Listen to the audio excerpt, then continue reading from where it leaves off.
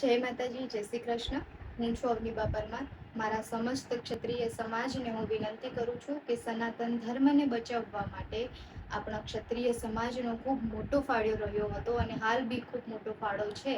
અને આ જ સનાતન ધર્મ માટે ભાજપા જોરો શોરોથી સનાતન ધર્મના નામે જોરો શોરોથી પ્રચાર કરી રહ્યું છે, વોટિંગ્સ માંગી રહ્યું છે. પણ આ વખતે આપણે એક પ્રતિજ્ઞા લેવાની છે કે 100 વોટ ભાજપાને ન અપાવવા.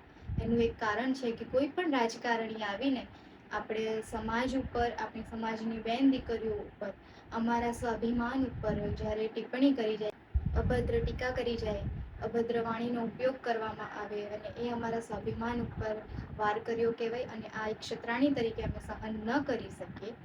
બહિષ્કાર કરું છું અને કમળ મારી એક ભૂલ કરીને એક મુહિમ ચલાવવાનું છે, જેથી આ વિડીયોને વધુથી વધુ શેર કરજો. અને એનું પણ એક કારણ છે કે ભાજપ એમને સપોર્ટ કરી રહી છે. રૂપાલાએ માફી માંગી છે, પણ આ માફી લાયક વસ્તુ નથી. અમારા સ્વાભિમાન ઉપર વાત આવી છે, એટલે અમને અમારા સ્વાભિમાન સાથે જીવતા આવડે છે અને સ્વાભિમાન માટે લડતા પણ આવડે છે. એટલે એમને સત્તા પરથી હટાવવાના છે. એમને કારણ કે ભાજપ એની ટિકિટને રદ કરવા માટે ખૂબ વિલંબ કરી રહ્યો છે. 15 થી 20 દિવસ થવા આવ્યા છે અને છતાં એનું કોઈ પોઝિટિવ રિસ્પોન્સ નથી મળી રહ્યો. એટલે આ એક મોટી એમનું સમર્થન જ ગણાય કે ભાજપા રૂપાલાને સમર્થન આપી રહી છે. માટે હું ભાજપનો બહિષ્કાર કરું છું. વિડીયોને વધુથી વધુ શેર કરજો અને ભાજપનો બહિષ્કાર પણ હું તમને પણ વિનંતી કરું છું, મારા સમસ્ત ક્ષત્રિય સમાજને વિનંતી કરું છું કે હવે જાગો, હવે જાગવાનો સમય આવી ગયો છે. કારણ કે રામ રાજ્યમાં જ્યારે આપણી બેન દીકરીની સ્વાભિમાન અને સન્માન ઉપર જ્યારે વાત આવે, ત્યારે જે વ્યક્તિ એનું સમર્થન કરતો હોય એ વ્યક્તિનું સમર્થન આપણે ન કરાય.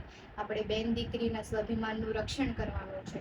માટે જય માતાજી, જય શ્રી કૃષ્ણ. વિડીયોને વધુથી વધુ શેર કરજો. અમારો આક્રોશ છે, અમારા સ્વાભિમાન ઉપર થયેલ વારનો બદલો છે.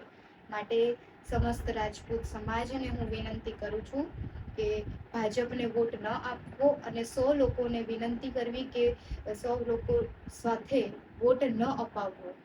જય માતાજી, જય શ્રી કૃષ્ણ.